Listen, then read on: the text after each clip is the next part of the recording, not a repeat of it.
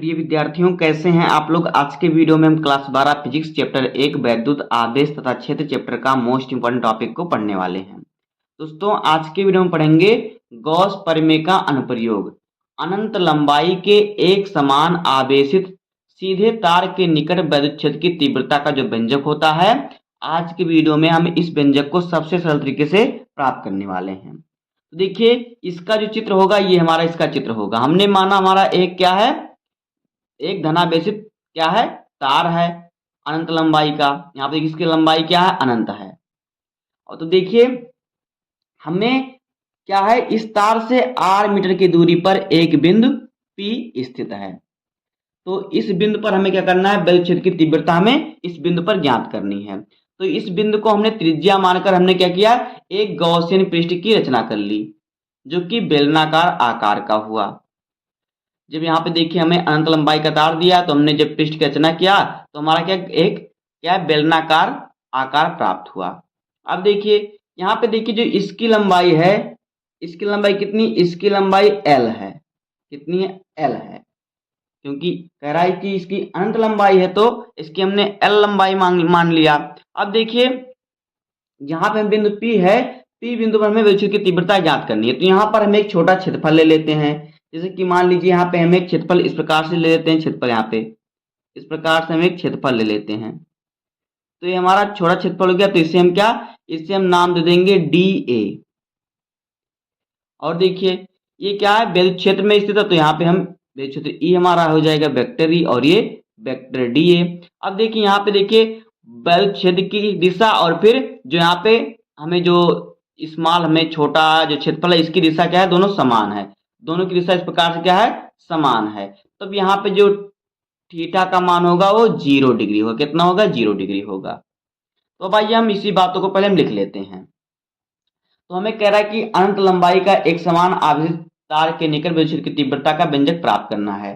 तो देखिए इसके पहले हमें यह जानना जरूरी है कि रेखीय आवेश घनत्व क्या होता है। तो यहाँ पर हम लिख लेंगे कि माना कि अनंत लंबाई के एक समान धनावेशित जो तार है, इस तार का जो रेखीय आवेश घनत्व क्या होगा, लैम्डा होगा। रेखीय आवेश घनत्व का जो सूत्र होता है लैम्डा होता है। तो हम लिखेंगे कि माना जो हमें तार दिया अनंत लंबाई का, इस तार का जो रेखीय आवेश घनत्व होगा लैम्डा होगा। तो इसको हम पहले लिख लेते हैं। जिस प्रकार से लिख रहा हूं इसी प्रकार से आपको कॉपी में नोट भी बनाना है। तो यहाँ पे हम लिखेंगे कि माना कि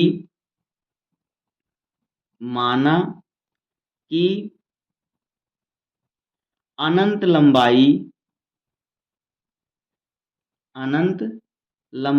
के माना कि अनंत लंबाई के एक समान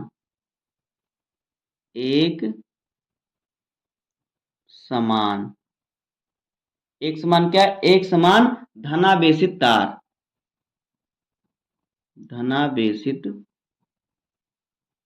एक समान धनावेशित तार का जो रेखीय आवेश घनत्व होगा का रेखीय आवेश घनत्व तो देखिए जो लंबाई का जो रेखीय आवेश घनत्व क्या होता है, तो उसका रेखीय आवेश क्या होता है, देखिए क्या होता है, लैम्डा होता है। लैम्डा है। अब देखिए लैम्डा बराबर सूत्र क्या होता है। तो देखिए जो लैम्डा बराबर सूत्र होता है क्या होता है, देखिए लैम्डा बराबर जो सूत्र होता है ये क्या होता है, तो ये होता है आवेश बटे लंबाई। अब देखिए अगर हम यहाँ पर आवेश का मान ज्ञात करना चाहें, अगर हम चाहें तो Q बराबर ज्ञात कर लें। तो Q बराबर हमारा क्या हो जाएगा, तो Q बराबर हमारा हो जाएगा क्या, L लैम्डा। तो ये होता है रेखीय आवेश घनत्व का सूत्र, लैम्डा बराबर Q बटे L। अगर यहाँ से हम Q का मान निकालेंगे तो L लैम्डा हो जाएगा। अब आइए आगे हम सॉल्व करते हैं। इस सूत्र को याद रखिएगा, अभी बीच में ये सूत्र काम आएगा। अब देखिए आगे हम इसको ज्ञात करते हैं। तो देखिए हमने आपको चित्र समझा दिया कि आपको कैसे लिखना है। देखिए कि हम इसी को लिख लें कि माना हमने क्या किया, माना तार से r मीटर की दूरी पर एक बिंदु P स्थित है जिस पर हमें क्या करना है, विचलन की तीव्रता ज्ञात करनी है। तो इसको हम पहले लिख लेते हैं। तो इसको हम लिख लेते हैं यहाँ पर। तो यहाँ पे हम लिखेंगे कि माना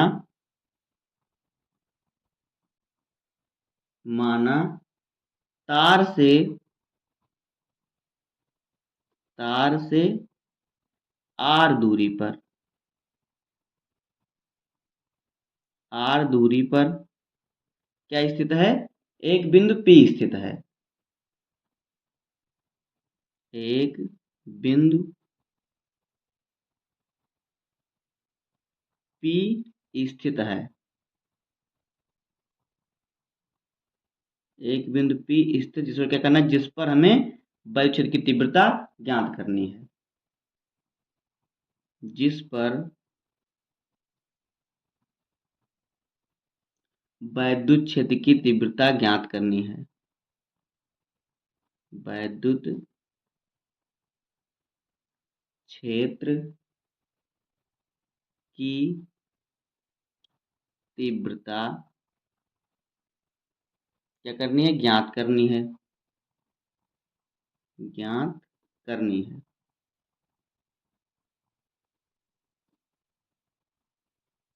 इतना आप लिख लेंगे। अब देखिए क्या करेंगे हम, अब क्या करेंगे देखिए, अब हम जो यहाँ पे देखिए हमने एक छोटा क्षेत्रफल डी ए लिया, तो इस डी ए क्षेत्रफल से होकर गुजरने वाला जो विद्युत फ्लक्स होगा पहले उसको ज्ञात कर लेंगे, उसके बाद हम संपूर्ण पृष्ठ से होकर गुजरने वाला विद्युत फ्लक्स ज्ञात कर लेंगे। देखिए पहले हम क्या करेंगे, पहले हम इस छोटा क्षेत्रफल जो डी ए क्षेत्रफल हमारा इतना है, इसके कारण हम इससे कितना विद्युत फ्लक्स गुजरेगा उसको ज्ञात कर लेते हैं। तो आइए यहाँ पर हम इसको ज्ञात करते हैं। तो देखिए यहाँ पे हम लिखेंगे कि क्या लिखेंगे, यहाँ पे लिखेंगे कि बेलनाकार जो हमारा पृष्ठ है, बेलनाकार पृष्ठ पर स्थित जो हमारा डी ए क्षेत्रफल है, इससे होकर कितना विद्युत फ्लक्स गुजरेगा, इसको पहले हम लिख लेते हैं फिर ज्ञात करते हैं। तो देखिए यहाँ पे लिखेंगे हम कि बेलनाकार, क्योंकि ये चित्र हमारा जो बेलन के आकार का हो गया है, पर देखिए चित्र जो है बेलन के आकार का हो गया, इसलिए हमने बेलनाकार लिखा है। आप वक्राकार भी लिख सकते हैं। तो बेलनाकार पृष्ठ पर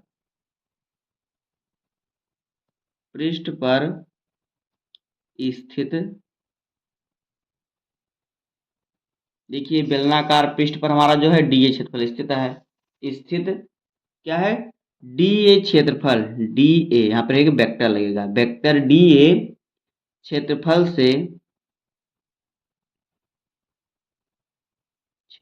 से होकर गुजरने वाला वैद्युत फ्लक्स, होकर गुजरने वाला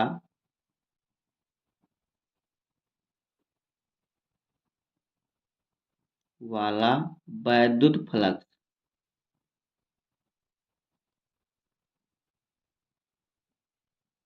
तो देखिए हमारा क्षेत्रफल क्या है? छोटा है, तो छोटे क्षेत्रफल से क्या छोटा यानी कम वैद्युत फ्लक्स गुजरेगा, क्योंकि देखिए संपूर्ण से अधिक गुजरेगा, तो यहाँ पे हमने छोटा इतने का हमने लिया डी ए क्षेत्रफल का, तो इसके लिए क्या होगा, इसमें छोटा क्षेत्रफल है तो छोटा यानी कम वैद्युत फ्लक्स गुजरेगा। तो यहाँ पे इसका सूत्र हमारा देखिए किस प्रकार से हो जाएगा, तो इसका सूत्र हो जाएगा, देखिए हम किसके अगर छोटा है तो डी लगाते हैं, तो यहाँ पे जाएगा डी फाई ई, क्योंकि हमारा छोटा जो है विद्युत फ्लक्स गुजरेगा, क्योंकि क्षेत्रफल हमारा जो छोटा है तो छोटा विद्युत फ्लक्स यानी कम विद्युत फ्लक्स गुजरेगा। तो डी फाई ई अब लगाएंगे कम विद्युत फ्लक्स के लिए। इसके लिए क्या करेंगे हम, इस क्षेत्रफल के लिए डी फाई ई बराबर हमारा हो जाएगा, देखिए क्या हमारा हो जाएगा, देखिए vector E into vector D A, ये हो जाएगा। अब देखिए जब वेक्टर हटेगा तो क्या हो जाएगा, यहाँ पे कॉस थीटा लग जाएगा, क्योंकि हम जानते हैं कि अगर वेक्टर इंटू में है तो वेक्टर आएंगे तो कॉस थीटा हो जाएगा। तो यहाँ पे देखिए ये हमारा हो जाएगा डी फाई ई बराबर, वेक्टर हटाएंगे तो ये हो जाएगा E D A cos theta.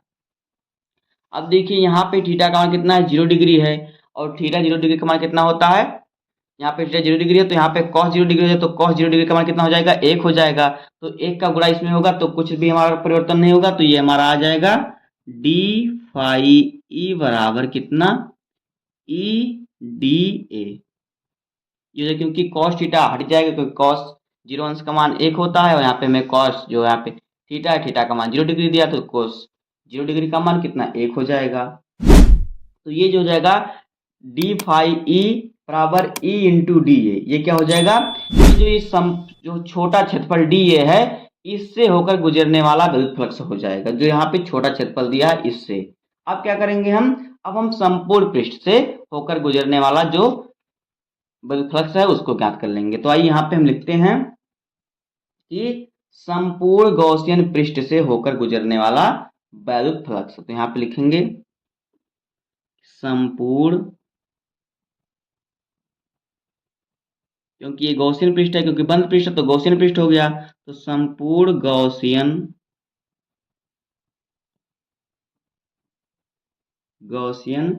पृष्ठ से होकर गुजरने वाला वैद्युत फ्लक्स,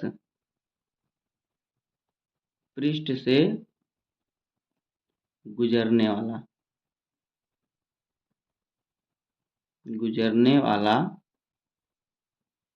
वैद्युत फ्लक्स,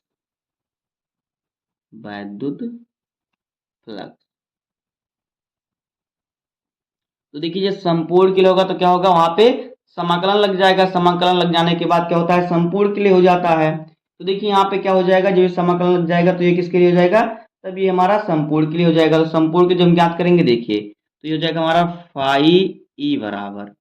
अब देखिए हमारा जो है यहाँ पे देखिए चित्र में आप समझ लीजिए, देखिए जब ये छोटा क्षेत्रफल में लिया इतने से हमारा कितना विद्युत फ्लक्स गुजरा, ई इंटू डी ए। तो अगर ई इंटू डी में हम समाकलन लगा देंगे तो ये संपूर्ण पृष्ठ से होकर गुजरने वाला जो विद्युत फ्लक्स है वो निकल जाएगा। तो यहाँ पे देखिए हो जाएगा ये हमारा, हम यहाँ पे लगा देंगे समाकलन, तो हो जाएगा ई इंटू डी ए। अब देखिए यहाँ पे अगर हम समाकलन को हटाएंगे तो यहाँ पे देखिए हमारा हो जाएगा यहाँ पे फाई ई बराबर, समाकलन हम ई को समाकलन के बाहर कर लेंगे तो ये हो जाएगा ई और समाकलन डी ए।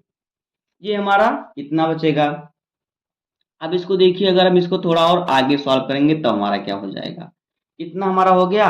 अब देखिए ये जो डी ए हमारा क्या है, देखिए जो हमारा डी ए था ये हमारा इतना ही क्षेत्रफल था, लेकिन जब हमने इसमें समाकलन लगाया तो संपूर्ण पृष्ठ का क्षेत्रफल हो गया। जब इसमें हमने डी ए में समाकलन लगा दिया तो ये संपूर्ण पृष्ठ के लिए हो गया। कितने के लिए, संपूर्ण पृष्ठ के लिए।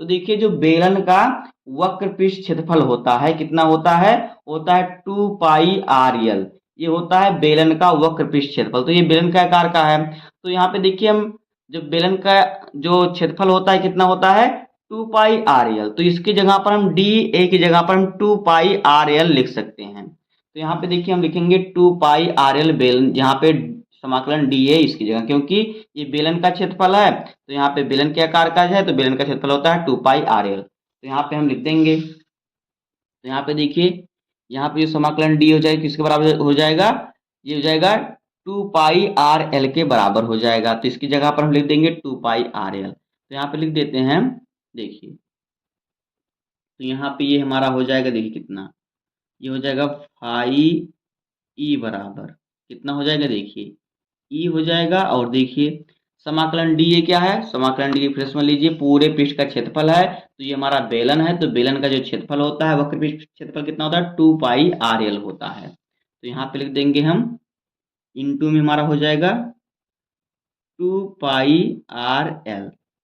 क्यों, क्योंकि यहाँ पे देखेंगे बेलन का क्षेत्रफल जो होता है 2 पाई आर एल होता है, इसको लिख देते हैं बेलन का वक्र क्षेत्रफल जो होता है क्या होता है 2 पाई आर एल ये होता है।